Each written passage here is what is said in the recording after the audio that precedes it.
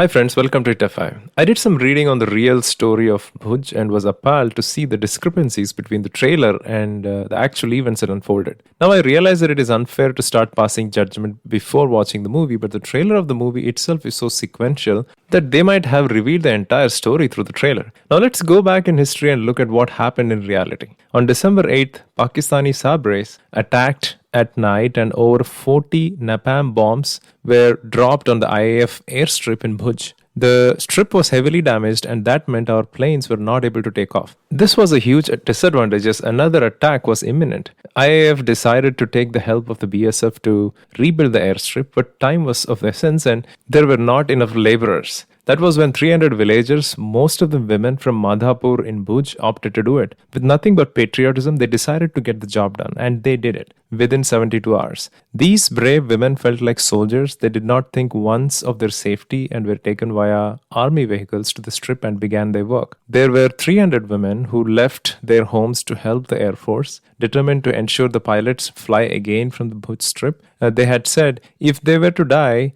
it would have been an honorable death. Squadron leader Vijay Karnik had an important role in getting the women to help out, along with 50 Indian Air Force and 60 Defense Security Corps personnel, made sure the airstrip was operational despite the damage inflicted by Pakistani Air Force. Now, we all know how sensitive this topic is. Armed and civilian personnel who were part of this mission had put everything at stake to save the strip and indirectly the country for that matter. This was true patriotism at display, and it was race against time to retain the sovereignty and the pride of India. Unlike current Pakistan, which has been muted quite significantly due to the geopolitical influence India has garnered over time, Pakistan of 1971 was a country to reckon with. It was doing much better than India in all departments. An attack from their armed forces was an extremely serious situation. Now, switching gears to the trailer, firstly, I would be naive to expect that Bollywood, especially with the stellar cast of Ajay Devgan, Sanjay Dutt, Sonakshi Sinha, and Nora Fatehi, and others, would attempt something more realistic. It was a given that there will be commercial elements to elevate the emotions.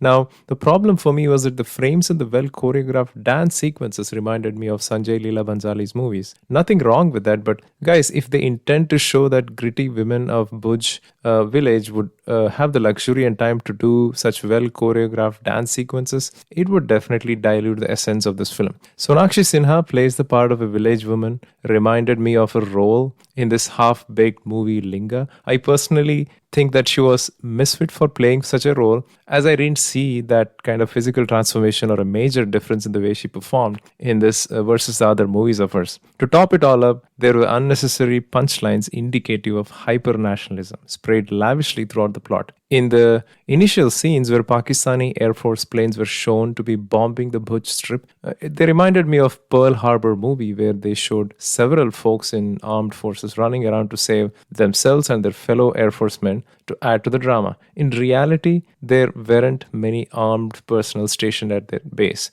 based on my research. Sanjay Dutt seemed to have gotten a meaty and memorable role to play Ranchordas Pagi, who was recruited by Indian Army. The actual story is that the Pakistani Army captured many villages in Kutch area just before the Indo-Pakistan War in 1965. Pagi went into the captured area to gather information from both villagers and his own relatives. Now, this greatly assisted the Indian Army. In one of the most remarkable achievements, Pagi traced the location of 1,200 enemy soldiers hiding in the wilderness in utter darkness. He also helped the Indian Army capture several key posts during 1965-1971 wars with Pakistan. His efforts during the wars are said to have saved thousands of soldiers. This sounds very exciting to me, but again, Sanjay's character hinting at hyper-nationalism might make it look a little caricaturous. Nora Fatehi playing a spy might be a role of lifetime for her. Not sure if this is a fictional or a real character, but it reminded me of Alia's character in Razi. Her character being a Muslim and also shown to be extremely patriotic towards India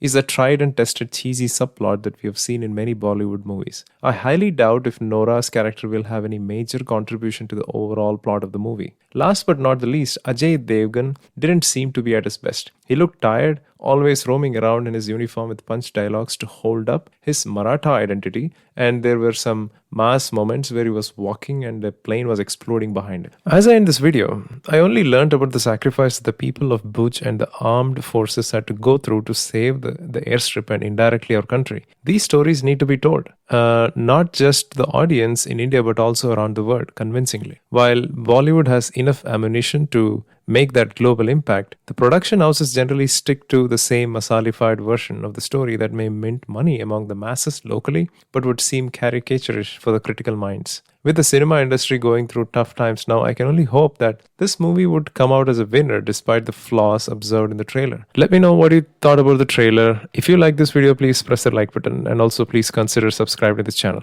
Thank you very much, friends. Talk to you again in my next video.